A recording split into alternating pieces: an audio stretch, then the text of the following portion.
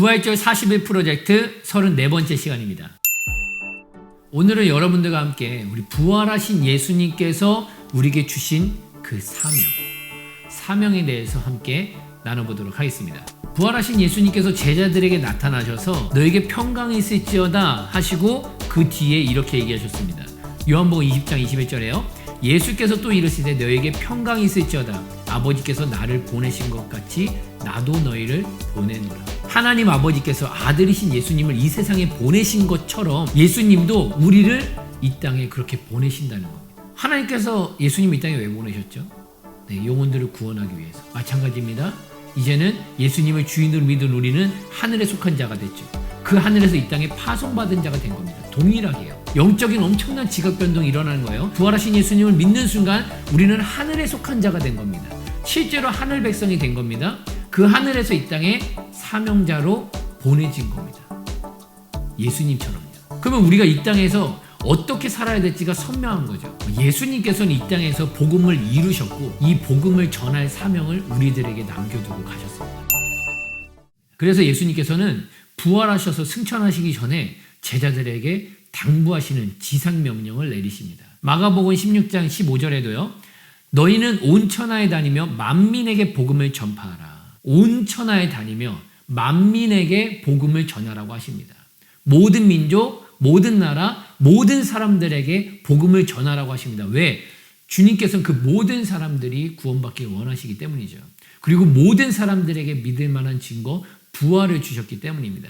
그 누가복음에서도 이렇게 얘기합니다. 또 이르시되 이같이 그리스도가 고난을 받고 제3일에 죽은 자 가운데서 살아날 것과 또 그의 이름으로 죄사함을 받게 하는 회개가 예루살렘에서 시작하여 모든 족속에게 전파될 것이 기록되었으니 너희는 이 모든 일의 증인이라. 네, 누가복음에서는요. 우리가 무엇을 전해야 될지를 얘기하십니다. 바로 부활과 회개를 선포하라고 얘기하십니다. 예수님께서 십자가에 죽고 부활하신 것 그리고 죄사함을 받게 하는 이 회개를 선포하라고 말씀하고 계십니다. 우리가 이 모든 일의 증인이라는 거죠. 이것이 바로 부활의 증인입니다. 부활의 증인은 예수님의 부활을 전하고 또 회개를 전하는 자들입니다. 또한 마태복음 28장에 이렇게 말합니다.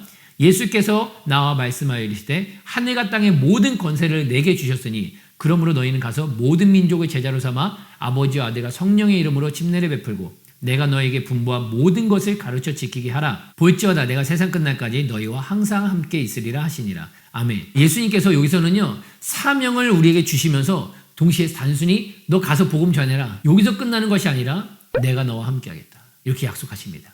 여기 보면 예수님께서요. 하늘과 땅의 모든 권세를 내게 주셨대요. 이 내게는 바로 예수님이죠. 하늘과 땅의 모든 권세를 예수님이 받으셨습니다. 하나님 아버지께 예수님께서 하늘과 땅의 모든 권세를 받으셨어요. 부활하신 예수님이 받으셨습니다. 근데 우리 보러 나가래요. 하늘과 땅의 모든 권세를 받으신 그 주님이 바로 우리와 함께 하신다는 겁니다. 그렇기 때문에 그 모든 권세가 우리에게서 나타난다는 거죠. 그러니까 두려워하지 말고 염려하지 말고 담대히 복음을 전하라고 지금 예수님께서 말씀하십니다. 어디를 가든지 무엇을 하든지 언제든 어디서든 함께 있겠다고. 어떤 분이 하늘과 땅의 모든 권세를 가지신 그분이 함께 하시면서 우리를 도와주시고 우리를 통해서 그 권능을 나타내신다라는 예수님의 약속입니다. 이 예수님의 지상명령, 이 사명을 가장 어떻게 보면 잘 이해하고 감당한 사람이 바로 바울이겠죠. 바울이 이렇게 고백합니다. 사도행전 20장에요. 내가 달려갈 기가 주 예수께 받은 사명 곧 하나님의 은혜의 복음을 증언하는 일을 마치려 하면은 나의 생명조차 조금도 귀한 것으로 여기지 아니하노라. 사도 바울이 이렇게 말합니다. 주 예수께 받은 사명. 본인의 이 사명, 주님께 받은 사명이라고 합니다. 이 사명이 뭐냐? 하나님의 은혜의 복음을 증언하는 일이라고 그래요. 하나님의 은혜의 복음.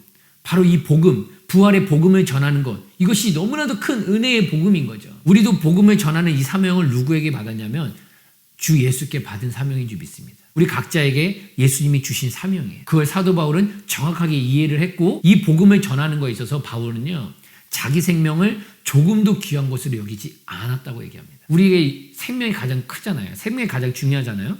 근데 생명이 엄청나게 크고 그 위에 사명이 있는 것이 아니라 사명에 비하면 생명이라는 건 너무나도 내 생명은 너무나도 작은 거라는 거. 기꺼이 내 생명을 바쳐서라도 이 대사명, 이 큰 사명, 그 무엇보다도 엄청난 이 사명, 그러니까 이 사명이라는 게 얼마나 큰 것인지를 바울은 정확하게 이해를 한 겁니다. 이 사명을 감당하는 자가 이 세상에서 최고의 삶을 사는 자들인 줄 믿습니다. 여러분, 이 세상에서 가장 큰 일을 어떤 거라고 생각하세요? 역사적으로 어떤 일이 가장 큰 일이라고 생각하시나요? 나라를 세우는 일이요? 전쟁에서 승리한 일이요? 어떤 일이 가장 크다고 생각하시나요? 이 세상에서 진짜 가장 큰 일은 복음을 전하는 것인 줄 믿습니다. 이 복음을 전하는 것이 하나님 보시기에는 가장 기쁨이고 가장 큰 일인 줄 믿습니다. 그래서 여러분, 복음을 전한다라는 건, 부활하신 예수님을 전하는 건 지금 가장 큰 일을 하고 있는 겁니다. 저도 지금 가장 큰 일을 하고 있는 줄 믿습니다. 그리고 여러분, 복음을 전할 때 우리가 반드시 놓치지 말아야 될 것. 부활하신 예수님이요, 베드로에게 그 복음을 전할 때 그 사명의 근원을 정확하게 알려주셨어요. 사명의 근원은요, 주님을 사랑하는 것입니다. 예수님께서 떠나기 전에 베드로를 부르시죠. 그리고 베드로에게 물어보십니다. 3번 부인한 베드로에게 3번을 동일한 질문을 했습니다.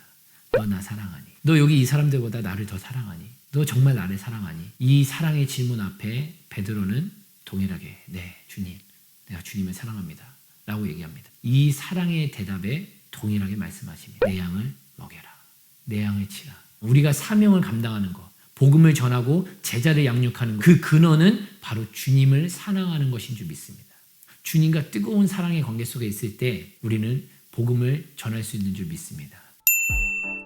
정말 초대교회 성도들이 단순히 의무감으로 복음을 전한 것이 아니라 그 주님의 사랑에 감건돼서 그 사랑에 미쳐서 복음을 전한 사명을 감당한 줄 믿습니다. 그러니까 바울이 내 생명조차 이 사명을 전하는 거에 조금도 귀하게 여기지 않는다라는 고백은 사랑에 미친 거죠. 그 사랑에 완전히 감건되니까.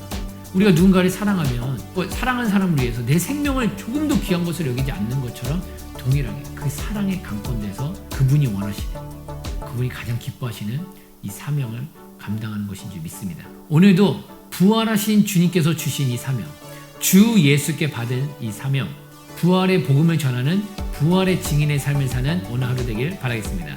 감사합니다.